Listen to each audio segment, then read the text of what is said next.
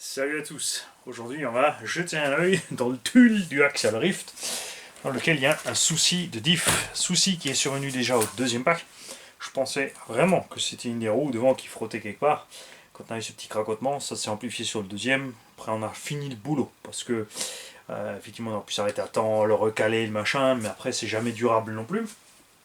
De toute façon on aurait fallu le changer. Et là, on verra beaucoup mieux, on pourra faire le diagnostic plus simplement. Pour l'accessibilité méca, le train arrière c'est comme le train avant, donc on va faire juste l'arrière, c'est pas la peine de revenir en avant. Et on viendra un coup sur, puisqu'on profite, parce que le temps que les pièces arrivent, on pourra démonter ici pour jeter un œil à comment monter le combo, si on peut mettre un pignon plus petit, ce genre de choses. Alors on va d'abord se faire de la place en virant les roues.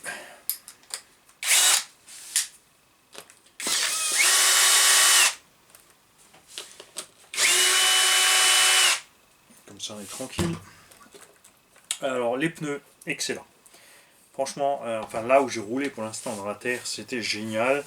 Et on est passé dans les ronces, les machins, on n'a rien découpé. On verra ce qui se passe si j'ai l'occasion de pouvoir aller dans un endroit un peu plus rocailleux. Mais franchement, c'était super. Définitivement, il faut la barre stable à l'arrière. Comme j'ai déjà dit dans la vidéo, le souci est évidemment le torque twist. Quand tu veux grimper une pente et que tu as du dévers sur la gauche, et ben l'engin saute de la pente. À droite, évidemment, le torque twist il fait l'inverse, il t'aide, il te rabat dessus. Pour accéder au diff, tu peux le faire, je pense, pont monté. Il y a moyen, quoique. La demi-coquille là, celle-là là. Ouais. On va le sortir, ça va être plus simple. Donc là, au milieu, on a un cardan télescopique, donc on n'est pas obligé de toucher quoi que ce soit à ce niveau-là. Bah, de toute façon, il faudra enlever les pignons d'attaque, donc on va le faire.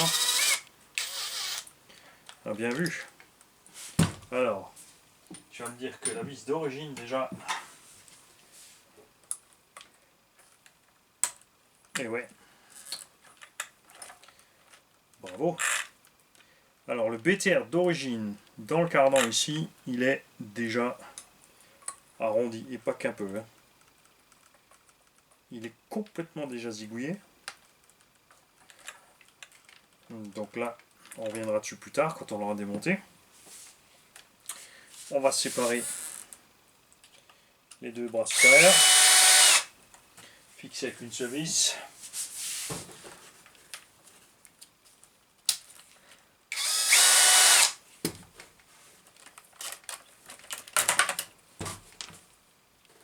On a déjà une rotule qui se balade. Alors, est-ce que ça l'a arraché ou est-ce que quelque chose est cassé ici à ce niveau-là?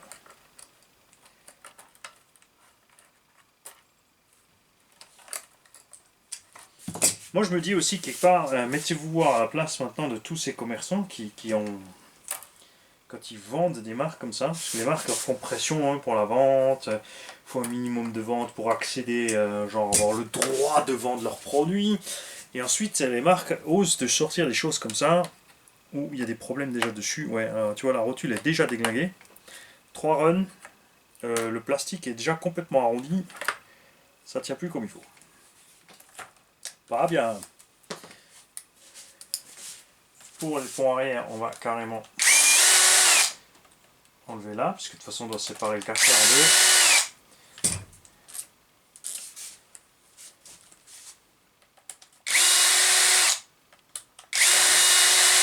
Pour ça je pensais vraiment qu'ils utiliseraient pour ce genre d'engin où tu vas un peu fort en pente les carters de pont du Lausier LMT.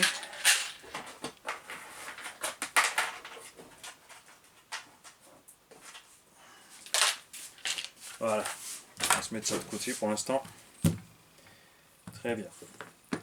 Alors, comme les cardans sont boîtés dans le diff ici, tu es obligé toujours de sortir les têtes de pont. Pour ça, quand tu as ce genre de montage avec pseudo disque de frein et mâchoire, et ben, tu es obligé de les enlever dans la plupart des cas. C'est pour ça que je n'aime pas toutes ces fanfreluches esthétiques.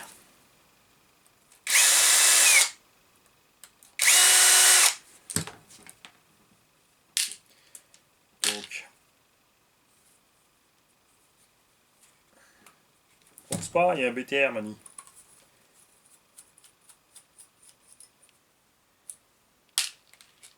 Cette pièce est en alu, ça c'est bon. Ça c'est plastoc. C'est rare. Très probable que je les remonte pas.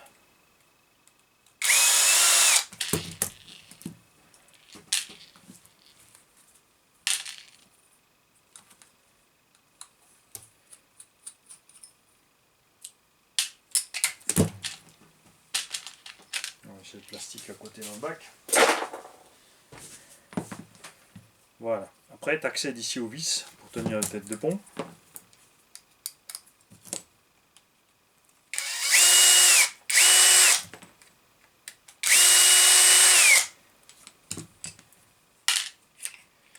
Et là, tu peux sortir le cardan qui est tenu par deux roulements, bien écartés l'un de l'autre, ça c'est super bon.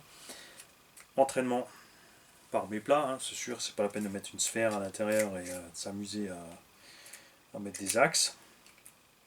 Ça c'est bon. On va laisser ça là-dedans quand même.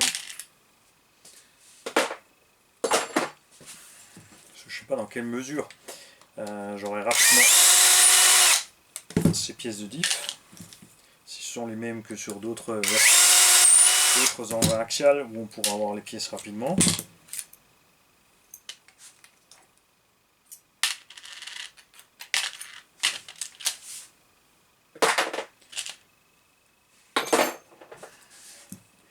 Ok.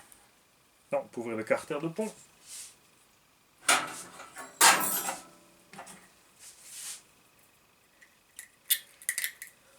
Donc bien libérer les têtes de vis de leur saleté.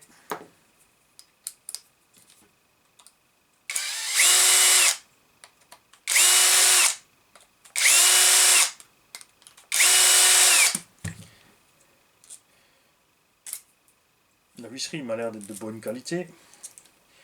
Pour la rouille, je peux pas encore vous en parler puisque j'ai pas encore pris la flotte. Et là, on peut sortir le diff.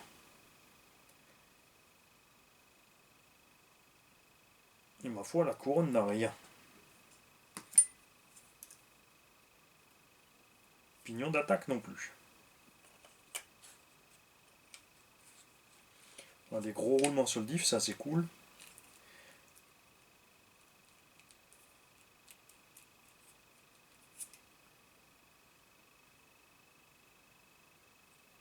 Pas de trace sur le cardan.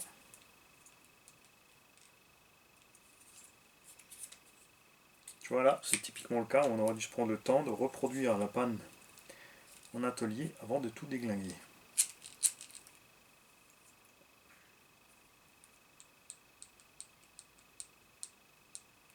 On a du jeu, mais c'est pas ça qui... On n'a pas la moindre limaille, ni d'usure, ni rien. Carter de pont est vraiment en ferraille. Est-ce que c'est absolument utile? Je pense pas trop. Donc on va mettre ça de côté. Enfin, je vais te le mettre de plus près quand même.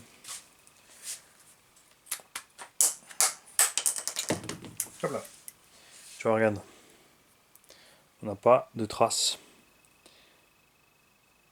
Quoique, si, regarde là.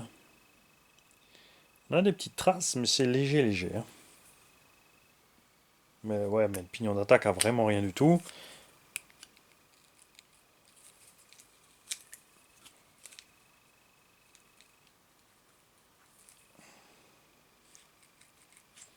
Je ne dirais pas vraiment pas que ça vient de là. Hein. Parce que vu ce qu'on a fait gratter le machin, là on doit avoir des méga traces.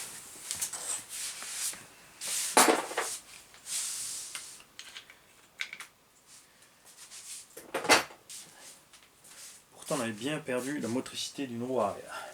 Enfin des roues arrière. Au niveau des carnans, il n'y a rien qui peut lâcher puisque tu as deux méplats. Ici les hexagones. Tu vas-tu me dire que c'est au centre?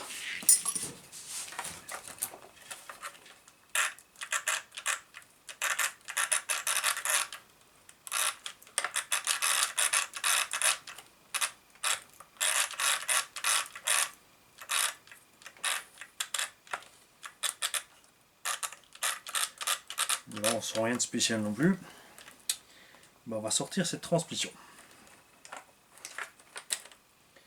Alors, on va voir comment ils nous ont collé ça là-dessus. On va déjà enlever la cage. On va séparer les amortos. On va les emmener avec la cage.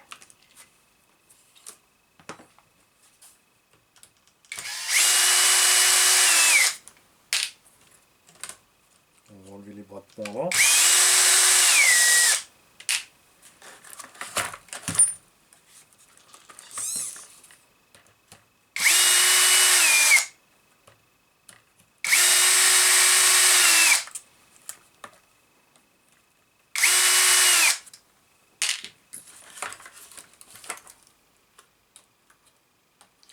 Alors, le cerveau, comme dit, est super lent. Mais bon, ça allait, c'était pas trop problématique non plus pour l'utilisation. Mais si déjà on démonte, si je change l'électronique, alors si je peux pas descendre vraiment l'étagement de façon à ce qu'on n'ait plus de cogging avec ce combo, je vais passer par un combo capteur.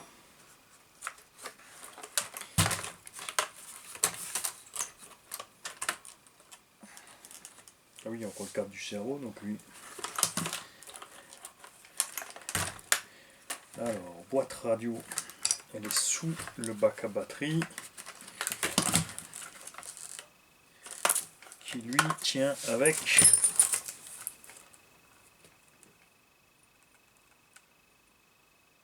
tout le cadre. Le bac à batterie fait partie du cadre. La boîte radio est fixée à part en dessous, mais verrouillée par-dessus. Ce qui veut dire que pour enlever la boîte radio, il faut enlever cette partie-là.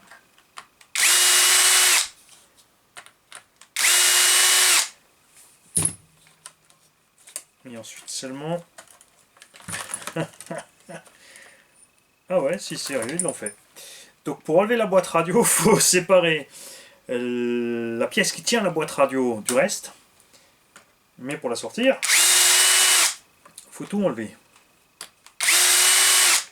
Je pense qu'un couvercle en bas aurait été simple. Parce que de l'autre côté, le bac batterie fait partie de la cage. Pas la moindre chance de ce côté-là de t'en tirer.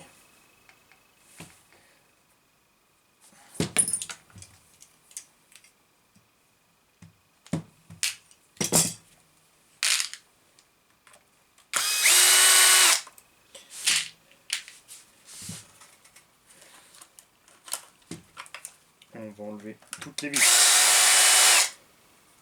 qui relient la cage au carter inférieur.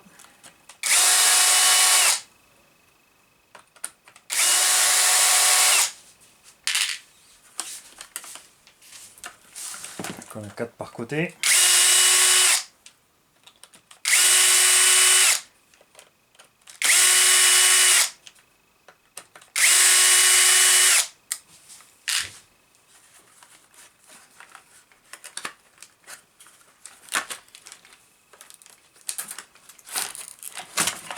Ouais. De cette façon-là, on a tout qui vient. Tu vois la boîte radio. Ah, les amortos. Alors les amortos, on va les laisser sur la cage. Parce que ça, je vais pas y toucher, juste bien comme ça.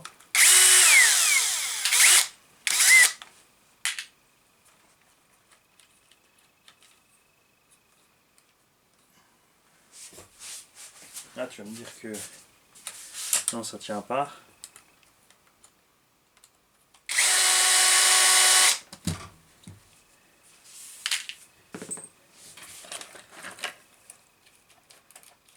Waouh!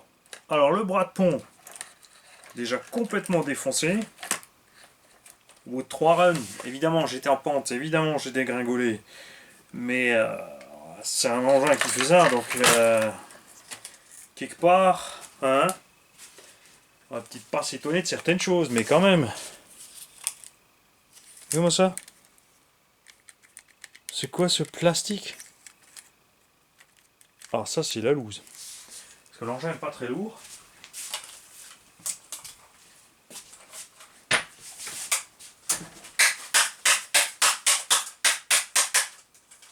De toute façon, globalement, hein, on a un gros problème en ce moment sur les modèles réduits et le plastique. Je sais pas si c'est parce qu'il y a un changement des matières, des prix des matières premières ou quoi que ce soit. Si c'est une seule usine qui fait tout ça et puis c'est eux qui s'amusent à réduire le bordel, je ne sais pas, mais on a vraiment un problème. Donc la boîte radio, regarde, elle est vissée là-dessous, hein, dans la cage, vous l'avez vu, mais l'ouverture est pas en haut. Donc pas super malin. Tu vois, quand tu veux accéder à quelque chose, tu es vraiment obligé de tout sortir.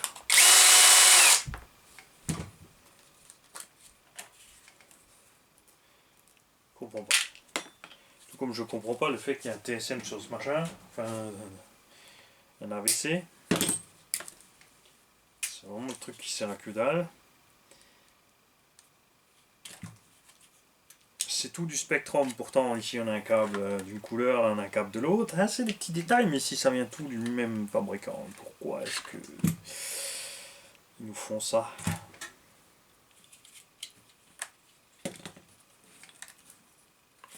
Voilà, on a la boîte et on a le pont.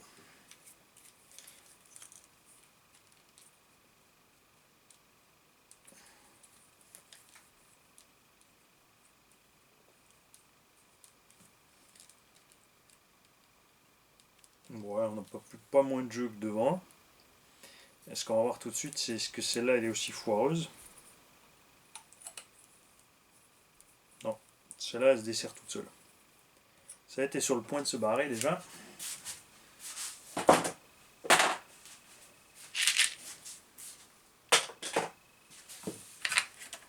La cage, rien de spécial. C'est tout ce qui reste. Donc ça c'est sympa, par contre c'est vrai que l'accès à cette pièce-là est très rapide. Ce qu'on va faire maintenant, c'est bloquer la couronne. Voir si c'est à l'intérieur du diff que ça a foiré. Moteur dans 3660, 2200 kV. Fait bien le boulot, mais aurait eu besoin d'un autre étagement de transmission, ça c'est certain. Et comme dit, faites gaffe à la chauffe. Hein.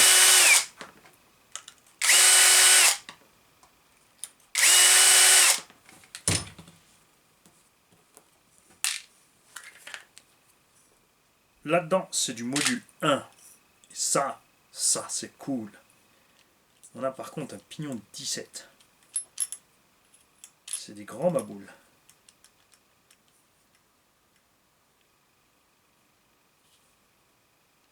Donc ce qu'on va voir, c'est ce qu'on peut...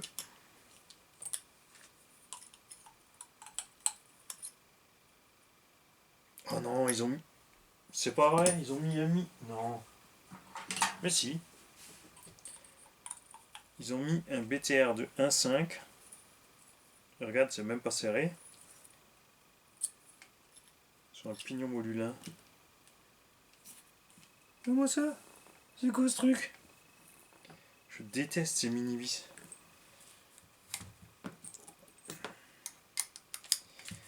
Et là, on a plusieurs trous pour le réglage de l'entredent. Moi, je préfère vraiment avoir un...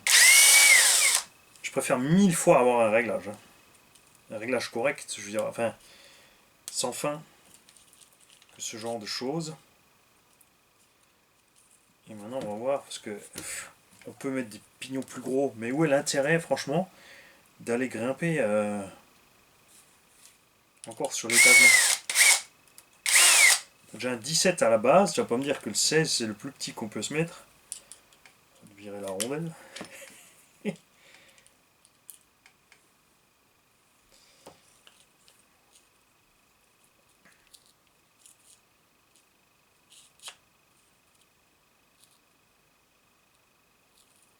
Ouais, c'est chaud. Alors à combien est-ce qu'on peut descendre? Moi j'aimerais bien, franchement vu comme ça cogue, on devrait descendre à 13. Là j'ai un 16. J'arrive, bougez pas.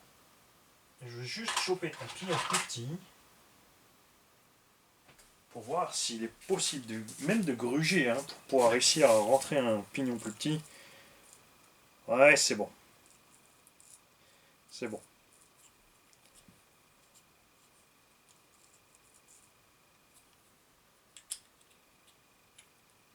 Je pense qu'honnêtement avec 13, on sera bien. Évidemment on perd de la Vmax, hein, mais bon, c'est pas vraiment nécessaire.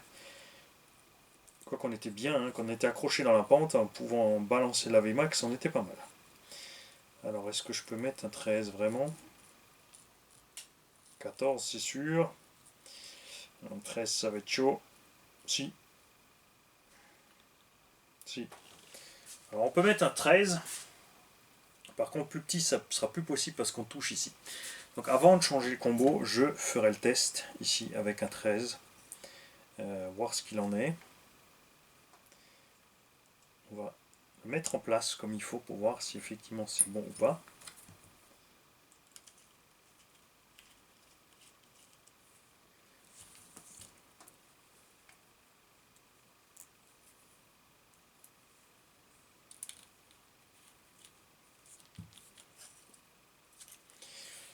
Pas top, on est un peu loin.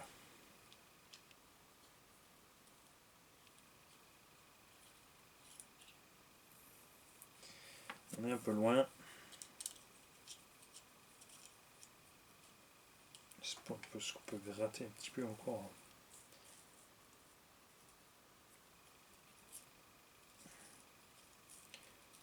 Là c'est pareil. Et là on est trop serré. Je crois qu'il cherche des ennuis lui.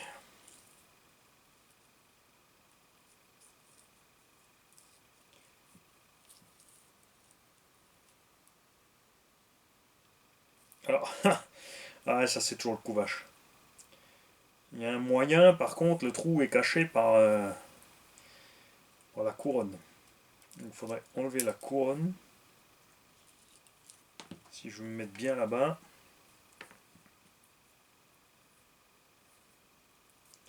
Alors, un truc simple pour faire les calculs. Si vous voulez savoir entre 13 et 17 dents, combien vous gagnez ou perdez de vitesse, c'est facile, fais-le en pourcentage.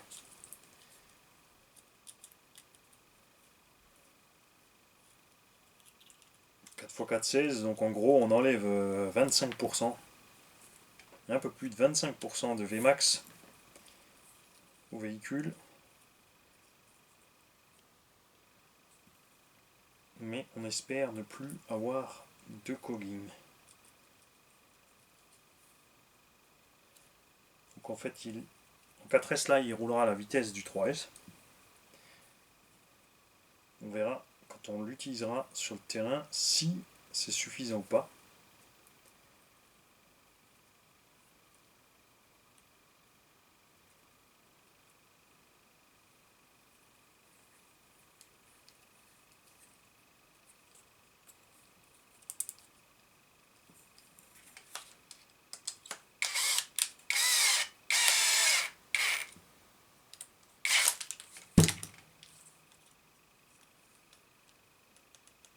Ouais, bon, on est pas mal.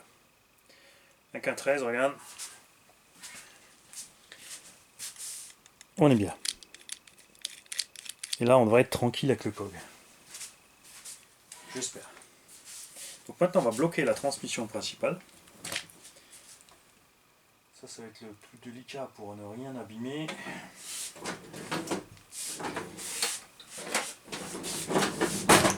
On va se buter sur un gros morceau.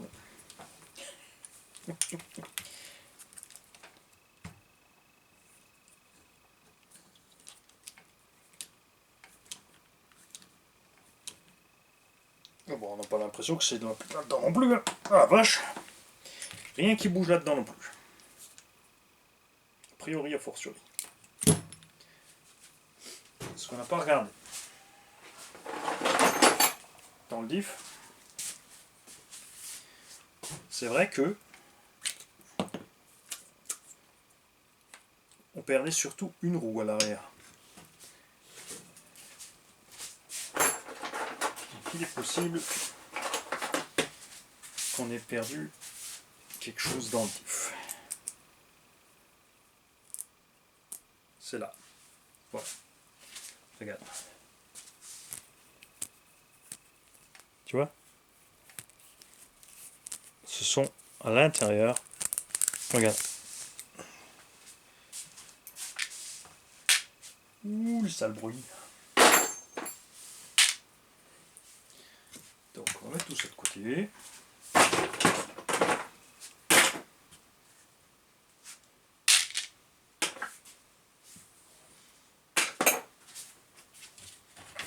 Voilà.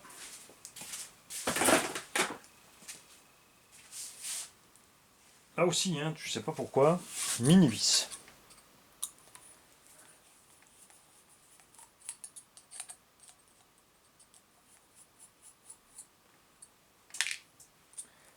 Même en longueur, elles sont très courtes. Ça, j'aime pas du tout.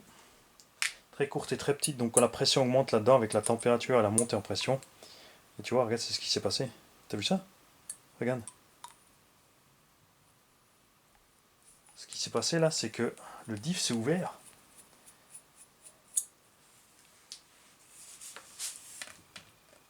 Et du coup, ça a permis au satellite,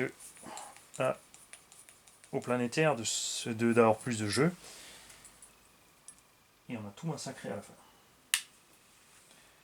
Regarde. Purée de pignon.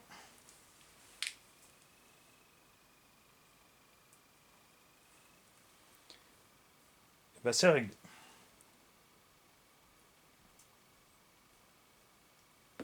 Derrière, donc un joint torique, une rondelle. Vous faites pas avoir, les oubliez pas.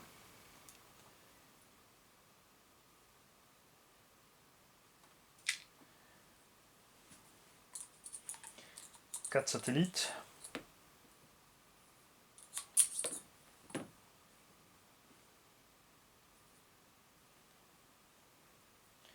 Qui sont tous en bouillie. Les axes, c'est bon.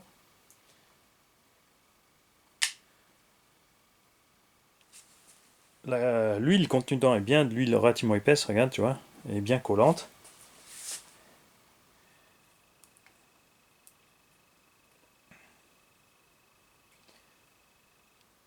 Et encore, les satellites, ils sont pas déglingués. Hein. Les satellites ont tenu le choc, les mecs. Regarde, ils sont pas bouffés les dents. Il n'en manque aucune sur aucun des quatre. C'est uniquement mes deux planétaires qui ont lâché. Voilà. Et là, on voit donc déjà la pâte grisâtre à l'intérieur, due au fait que la graisse est mélangée avec le reste de ferraille. Ça, de ce côté-là, on est content, on a de la bonne qualité. Ce qui fait donc, et là tu vois clairement, hein, ça c'est ce que je vous dis toujours avec l'entretien. Si sur le terrain, au moment d'entendre ce genre de bruit, on s'était arrêté. On s'était penché dessus. On avait tenu par exemple les roues, puisque tu as le moteur pour accélérer. J'avais bloqué les roues et j'aurais tenu. J'aurais pu localiser la panne à ce moment-là, arrêter immédiatement, retour au bercail, dépose du train arrière, ouvrir le diff, et on aurait vu que c'était uniquement desserré. Et ça aurait très certainement suffi de uniquement resserrer le diff pour repartir. Et là, ça tombe bien que j'ai fini, je suis dans les temps, puisque il y a ma chérie qui va me chercher pour manger. C'est ça? Bravo, oui. Avec un grand sourire. C'est qu'elle a la dalle. Je t'aime, ma puce. J'arrive. Voilà, donc ça, on va le nettoyer évidemment sans utiliser d'acide, sans même utiliser de produits solvants. Je vais utiliser de l'eau bouillante et du savon, parce que c'est de la graisse silicone. Et silicone, tu peux le dissoudre avec du savon et de l'eau chaude. Donc ça va s'agglomérer.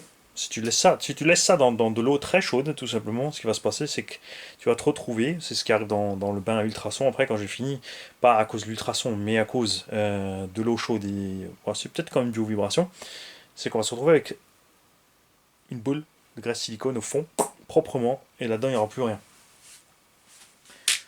petit coton-tige autour des savons suffiront pour faire le travail sans utiliser de solvant. Déjà que c'est pas bien que j'ai les mains dedans, mais c'est comme ça. Nous les mécaniciens, on aime le contact. Hein, c'est ça, c'est pour ça en fait. C'est ce qui décide les gens. La différence entre les gens manuels et les autres, c'est que nous, voilà, tout se passe au toucher pour nous.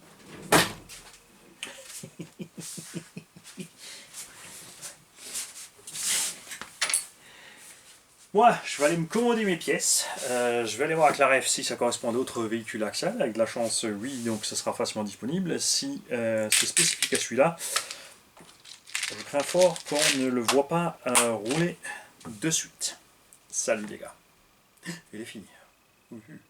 Il est bien, il est grand, il est gros, il est large, les épais, les moyens, les 16/9, les noirs, les rouges, les jaunes, les oranges, les violets, les martiens, tout ce que tu veux. Salut.